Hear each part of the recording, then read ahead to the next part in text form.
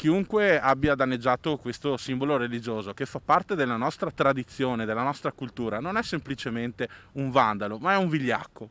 Per cui spero che le nostre forze dell'ordine riescano a trovare chi è stato e, se fosse per me, gli farei fare tante ore di volontariato a servizio dei poveri con i nostri parroci. I vandali che hanno colpito questo piccolo capitello di campagna tra via dei Romani e via Schiavonesca a Montebelluna sono avvisati. Sulle loro tracce si stanno anche muovendo i carabinieri della stazione locale, che dopo una segnalazione hanno trovato la Madonnina a terra e fiori fuori dai vasi. Si pensa a una bravata, lo stesso parroco non ha formalizzato denuncia, ma i militari indagano. Poco distante, a pochi metri, una casa abbandonata, meta senza dubbio di perditempo, come raccontano queste immagini. Per l'assessore comunale Claudio Borgia, sul posto per un rapido sopralluogo, l'eventuale punizione avrà una morale. Credo che sia la formula migliore per far capire a questi ragazzi, qualora fossero dei ragazzi, che questo è l'esatto opposto del vivere civilmente.